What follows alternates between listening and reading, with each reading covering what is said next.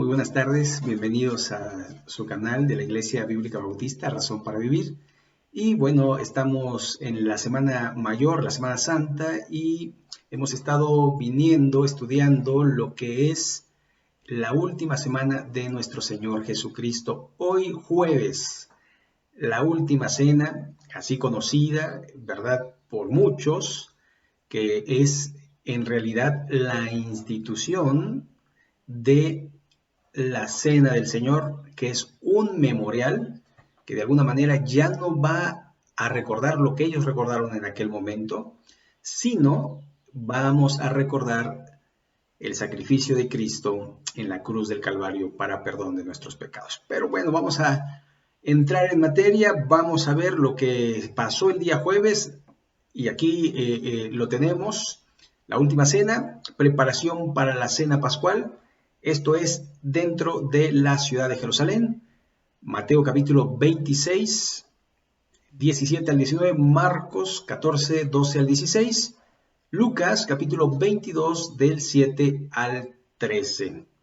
Vamos a ver uno de estos pasajes, aquí lo teníamos en pantalla. Dice: el primer día de la fiesta de los panes sin levadura, vinieron los discípulos a Jesús diciéndole: ¿dónde quieres que preparemos para que comas la Pascua? Y él dijo: id a la ciudad a cierto hombre y decidle: el maestro dice, mi tiempo está cerca, en tu casa celebraré la Pascua con mis discípulos. Y los discípulos hicieron como Jesús les mandó y prepararon la Pascua. Aquí vemos que ya dice: cuando llegó la noche, se sentó a la mesa con los 12. Bueno, estamos hablando de cuando se hizo oscuro. Nosotros, por ejemplo, ahorita que estamos utilizando el horario de verano, son las 7 y todavía hay sol, entonces son las 7 de la tarde. Si estuviera oscuro, entonces serían las 7 de la noche. Pero aquí probablemente estaría más o menos entre las 8 y las 9 de la noche. El Señor Jesucristo se sentó a la mesa con los 12 y de alguna forma lo hizo paulatinamente, nadie sospechaba nada, era común recordar lo que hizo Dios en el pasado, en el Éxodo, sobre todo la cuestión de la Pascua, ¿verdad? Entonces estaban celebrando la Pascua, el Señor guardó todos y cada uno de los mandamientos. Comenzó la comida de la Pascua en Jerusalén en un aposento alto. Esto simple y sencillamente en la parte de arriba de una casa, ¿verdad? Es simple. A veces decimos un aposento alto, ¿qué es esto? Bueno, voy a mis aposentos, voy a mi lugar donde me resguardo, y pues era un lugar donde el Señor preparó este acontecimiento. Aquí vemos el lavamiento de los pies de los discípulos, y ahora es la costumbre que muchos líderes religiosos laven los pies a los discípulos, ¿verdad? Como imitando al Señor Jesús en esta parte.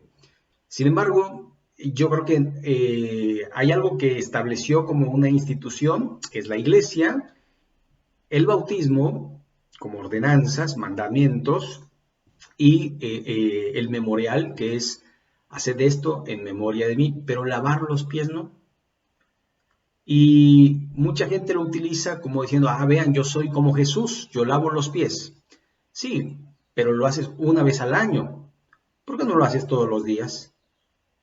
Creo que de alguna manera la vida no es en un momento, no es en una semana.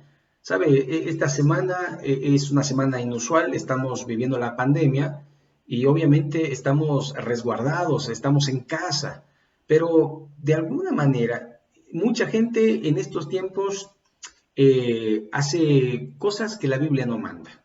Deja de comer carne, deja de hacer ciertas cosas que son habituales, como que trata de ser mejor persona, como que no miente, como que se abstiene, hace sacrificios y demás, porque está en el tiempo de la Semana Santa. Pero después, ¿qué pasa? ¿Sabe que hay dos celebraciones en las cuales las personas se acuerdan más de Dios? Que son Semana Santa, la que estamos viviendo, y Navidad. Dos celebraciones. Pero esto, de alguna manera, nos lleva a, ¿sabes qué, Dios? Yo cumplí contigo esta semana, ahora yo puedo vivir como yo quiera. Pero no es así. Dios no quiere eso. Dios quiere que nosotros seamos fieles cada día, cada día, cada día, cada día, hasta que Él venga por su iglesia. Y no que nos volvamos, de alguna manera, religiosos, ¿verdad? Que hacen las cosas como para cumplir, pero no tenemos el corazón para con Dios. Ahora, allí cenando, ¿verdad? Ahora, este lavamiento solo lo registra Juan capítulo 13, versos 1 al 20. Y allí, ¿verdad? La identificación del traidor, este sí lo registran los 4 evangelios. Ustedes recuerden, es Judas el Iscariote, y le dice, lo que vas a hacer, hazlo pronto.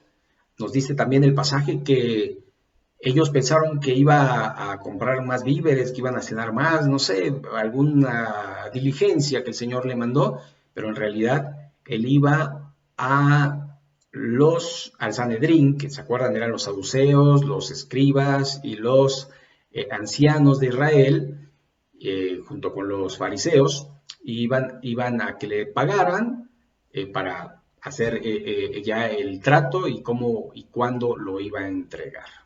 Así que, de alguna manera, allí tenemos aquí, en esta parte, usted conoce la historia, pero en esta parte me gustaría detener un poquito en Lucas, ¿verdad? Capítulo 22, 31 al 38, porque anuncia el Señor Jesucristo la primera negación de Pedro. Fíjese, dijo también el Señor, Simón, Simón, he aquí Satanás os ha pedido para zarandearos como a trigo, pero yo he rogado por ti, que tu fe no falte, y tú, una vez vuelto, confirma a tus hermanos. Él le dijo, Señor, dispuesto estoy a ir contigo, no solo a la cárcel, sino también a la muerte. Y él le dijo, Pedro, te digo que el gallo no cantará hoy antes que tú niegues 3 veces que me conoces. Y aquí tenemos esta afirmación del Señor Jesucristo y también vemos a Pedro. Y vemos a Pedro como una persona común y corriente. ¿Sabes? Nosotros somos muy gallitos, ¿verdad? De repente decimos, no, si a mí viene esta persona, yo le hago y le digo y lo tiro y lo hago, ¿sabes? No, muchas veces no es verdad. A veces nos acobardamos en el momento. Y Pedro era así. Pedro dijo, no, Señor, yo contigo hasta la muerte. Pero él le dice, yo he rogado por ti para que no te falte la fe. Y sabe, una de las cosas que necesitamos pedirle en tiempos de prueba es fe, es creer en el Señor. En estos tiempos que estamos viviendo hay temor, hay miedo, hay inseguridad, hay expectativa, hay de alguna manera un sentido de pérdida y de dolor, y la gente se acerca a Dios. Usted dése cuenta, la gente es más amable, da el paso, saluda, lo que nunca antes, buenas tardes, y la gente quiere portarse bien porque quiere quedar bien con Dios, porque hay un problema, estamos en la tabla, como si fuéramos a morir, entonces decimos, si me muero, que me vaya al cielo, pero sabe, pasa la pandemia, ¿y qué va a pasar con nuestra vida? ¿Volveremos a lo de antes? ¿Sabe? Ojalá que no, porque la Biblia dice, de modo que si alguno está en Cristo, nueva criatura es, las cosas viejas pasaron, y aquí todas son hechas nuevas, nuevecito, o sea, que ya no voy para atrás, que ya no miento, que ya no engaño, que ya no robo si robaba, que ya no blasfemo si blasfemaba, que ya no hago las cosas que son pecado delante de Dios. Entonces, de alguna manera necesitamos pedirle fe a Dios para permanecer no solamente en este tiempo de prueba, sino constantemente hasta que Él venga por su iglesia. Volvemos aquí. La conclusión de la comida e institución de la cena del Señor. Aquí tenemos un pasaje realmente hermoso, pero vamos a ir a primero a los Corintios, porque aunque lo tenemos en los evangelios sinópticos, ahí en Mateo, Marcos y Lucas, quiero que veamos lo que el apóstol Pablo nos enseña en la primera carta a los Corintios. Dice el apóstol Pablo, porque yo recibí del Señor lo que también os he enseñado, que el Señor Jesús, la noche que fue entregado, tomó pan, y habiendo dado gracias, lo partió y dijo, tomad, comed, esto es mi cuerpo que por vosotros es partido. Haced esto en memoria de mí. Asimismo tomó también la copa, después de haber cenado, diciendo, esta es la copa, esta copa es el nuevo pacto, en mi sangre, haced todo esto todas las veces que la bebierais en memoria de mí. Así pues, todas las veces que comiereis este pan y bebiereis esta copa, la muerte del Señor anunciaréis hasta que Él venga. Entonces, aquí tenemos este texto que es la institución de la cena del Señor. Y usted puede ver esta palabra que dice aquí, haced esto todas las veces que la bebiereis en memoria de mí, en memoria del Señor Jesucristo. Esto quiere decir que es un memorial. Lo que hacemos es recordar el sacrificio de Cristo. Eh, Cuando Él partió el pan, dijo, comed, este es mi cuerpo que por vosotros es partido. Ustedes pueden ver que cuando Cristo murió fue molido prácticamente por nuestros pecados. Así que vemos también que su sangre fue derramada por nuestros pecados. Entonces, algo que hay que entender es que el pan es pan y que la copa del fruto de la vid es vino o jugo de uva. Pero no es ni la carne del Señor ni la sangre del Señor. ¿Sabe? Que si esto llegara a suceder, sería como brujería. Además, Dios no permitiría y lo prohíbe en el Antiguo Testamento y lo prohíbe en el Nuevo Testamento sangre. Allí en los Hechos, en el capítulo 15, a los gentiles se les prohíbe ahogado, sangre y fornicación. Son tres cosas que de alguna manera nos debemos de apartar: de comer ahogado, de comer sangre y de toda inmundicia sexual. ¿Ok? Entonces, el pan es pan y el fruto de la vid es fruto de la vid y nada más. No se convierte ni en carne, ni se convierte en sangre. Es pan y es fruto de la vid. Así que esta es una institución de un memorial que constantemente podemos hacer y analizando nuestro corazón si estamos con Dios o simplemente lo hacemos otra vez como buenos religiosos. Que al final, acuérdense que Cristo no quiere religiosos, Él quiere arrepentidos, corazones arrepentidos. Muy bien, allí en el aposento alto Él dio un discurso y las preguntas sobre su destino, el Padre y el Espíritu Santo son respondidas. Juan 14, 1, 31, 1 al 31. Aquí podemos también ver cómo el Señor Jesucristo dice, no os dejaré huérfanos, sino que os enviaré a un consolador, al Espíritu de verdad. También dijo, a la casa de mi Padre voy y voy a preparar morada para vosotros. Si no fuera así, se los hubiese dicho, ¿verdad? Entonces, Él, de alguna manera, quiere dejar palabras de consuelo, de exhortación, de ánimo, para que no se aparten. La vid y los pámpanos, el capítulo 15 de Juan, 1 al 17, yo soy la vid, vosotros los pámpanos, el que permanece en mí y yo en él, este llevará mucho fruto, porque separados de mí, nada podéis hacer.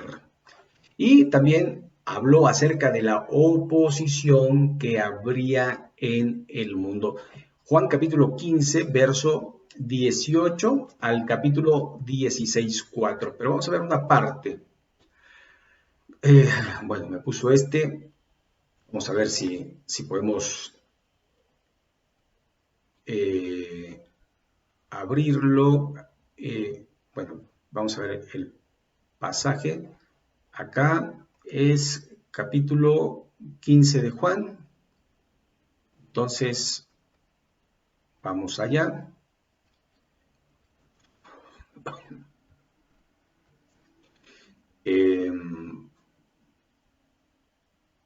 Vamos a ver. Juan capítulo 15. Muy bien. Esto no nos lleva mucho. Bueno, aquí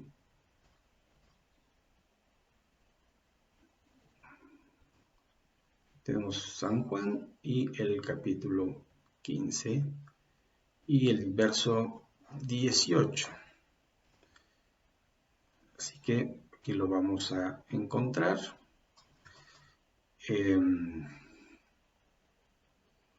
Muy bien, dice: si el mundo os aborrece, sabed que a mí me han aborrecido antes que a vosotros.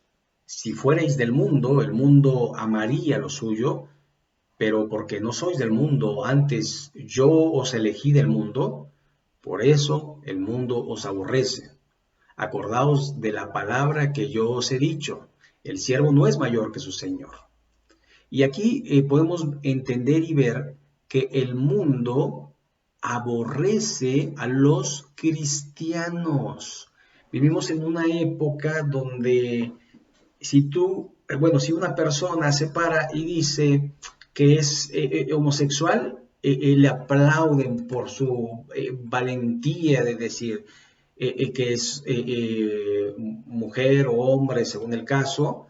Pero si uno dice que uno es creado por Dios, entonces ya uno es intransigente, ya uno se convierte en un fanático, uno se convierte en una persona retrógrada, fuera de moda y nada pues amoroso, ¿verdad? Porque hay que amar a las personas, no importa lo que la Biblia diga acerca de los homosexuales, ¿verdad? Bueno, esto es un caso y es un punto que quería mencionar. Ok, también habla ahí en venida y ministerio del Espíritu Santo, Juan capítulo 16, 5 al 15, predicción del gozo por su resurrección, es decir, va a resucitar, promesas de oraciones respondidas y la paz. Aquí es donde nos dice, mi paz os dejo, mi paz os doy, no como el mundo la da. También hace Jesús una oración intercesora aquí en el capítulo 17, el 1 al 26, y usted puede ver que estas circunstancias son solo del Evangelio según San Juan. Tenemos desde aquí, ¿verdad?, el discurso del aposento alto, la oposición del mundo, venida del ministerio del Espíritu Santo, predicción del gozo de su resurrección, promesas de oraciones respondidas y de paz, oración de Jesús por sus discípulos, los que crean también después de sus discípulos en ese momento. Y aquí tenemos la segunda predicción de la negación de Pedro en el jardín del Getsemaní, en el monte de los olivos. Vamos a ver este pasaje y vamos a ver cómo el Señor le advierte nuevamente. Y cuando hubieron cantado el himno, salieron al monte de los olivos. Entonces Jesús les dijo: todos vosotros os escandalizaréis de mí esta noche, porque escrito está: heriré al pastor y a las ovejas del rebaño, y las ovejas del rebaño serán dispersas. Pero después que haya resucitado, iré delante de vosotros a Galilea. Respondiendo Pedro le dijo: aunque todos se escandalicen de ti, yo nunca me escandalizaré. Jesús le dijo: de cierto te digo que esta noche, antes que el gallo cante, me negarás 3 veces. Pedro le dijo: aunque me sea necesario morir contigo, no te negaré. Y todos los discípulos dijeron lo mismo. Así que no solamente Pedro, sino todos los demás. Y nuevamente les dice, después que haya resucitado, se los dijo, pero curiosamente no le creyeron. Así que aquí tenemos esta advertencia. Después tenemos las 3 angustiantes oraciones de Jesús en el Getsemaní. Aquí es cuando él suda grandes gotas de sangre. Y tenemos, por último, la traición y el arresto. Jesús es traicionado, arrestado y abandonado en Getsemaní. Aquí podemos ver cómo se cumplió su palabra, que era necesario, ¿verdad?, para preservar la vida de las ovejas, para que éstas después pudieran dar testimonio del Salvador Jesucristo.